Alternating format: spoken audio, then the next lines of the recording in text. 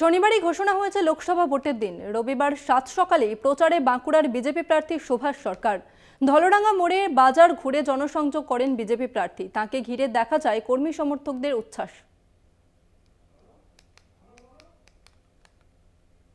ইতিমধ্যেই লোকসভা ভোটের দিনক্ষণ ঘোষণা হয়েছে এবং রবিবার সকাল থেকেই প্রচারে নেমে পড়েছে বিজেপি প্রার্থী সুভাষ সরকার।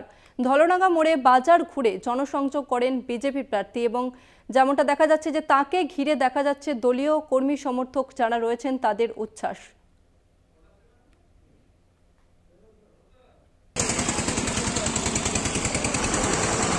শনিবারই ঘোষণা হয়েছে লোকসভা ভোটের দিন এবং বেশি সময় পাওয়া গেল, বেশি সময় মানুষের কাছে আরো বেশি করে পৌঁছতে পারবে। বেশি সময়টা কি আপনাদের সুবিধা হলো? নিশ্চয় বেশি সময় তো সুবিধা বটেই, তার কারণ আরো মাইক্রো লেভেলে মানুষের কাছে পৌঁছতে পারবে। রবিবার অনেকেই বাজারে যান, সেক্ষেত্রে কি আপনাকেও বাজারে দেখা গেল রবিবার সকালবেলা? আজকের এই বাজার, যে বাজারে এসছি, এটা বিশেষ করে কৃষকরা সরাসরি তাদের উৎপন্ন সবজি নিয়ে আসেন, সেই জন্য কৃষকদের সঙ্গে বেশি করে কথা বলার জন্য এসছি। বাজারে যারা বাড়ির লোকেরা সবজি কিনতে আসে তাদের জন্য অন্য দিকে যাবো। কথা বলবো আমাদের প্রতিনিধি স্বরূপ গঙ্গোপাধ্যায় টেলিফোন লাইনে রয়েছে। স্বরূপ, ইতিমধ্যেই লোকসভা ভোটের দিনক্ষণ ঘোষণা হয়েছে এবং প্রার্থীরা জোর কদমে প্রচার শুরু করেছে, কি ছবি উঠে আসছে? একেবারে দেখো, গতকালই নির্বাচনের নির্ঘণ্ট প্রকাশিত হয়েছে এবং তারপরে যেটা দেখা যাচ্ছে যে রীতিমতো বাঁকুড়া যে লোকসভা বা বিষ্ণুপুর যে লোকসভা রয়েছে, দুটি লোকসভার ক্ষেত্রে ভোট কিন্তু অনেকটাই পিছনের দিকে। স্বাভাবিকভাবেই প্রার্থীদের কাছে একটা বাড়তি অ্যাডভান্টেজ, প্রার্থীদের কাছে একটা বাড়তি সুবিধা। রবিবার সকালটাকে কেউ মিস করতে চাইছে না, কোনো প্রার্থী মিস করতে চায়নি।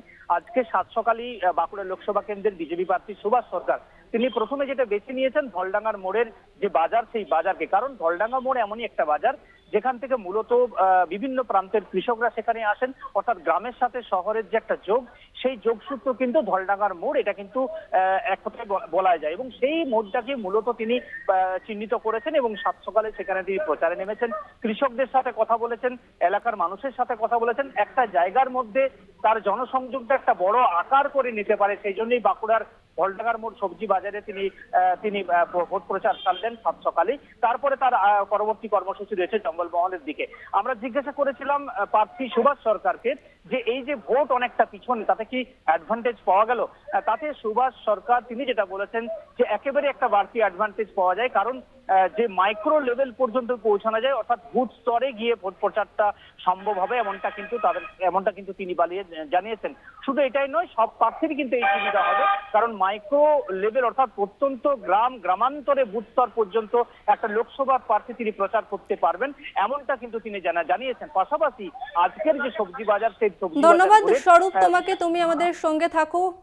শনিবারই লোকসভা ভোটের দিনক্ষণ ঘোষণা হয়েছে এবং রবিবারই 7 সকালে প্রচার শুরু করে দিয়েছে বিজেপি প্রার্থী। বাঁকুড়ার বিজেপি প্রার্থী সুভাষ সরকার তিনি ইতিমধ্যেই প্রচারে নেমে পড়েছেন।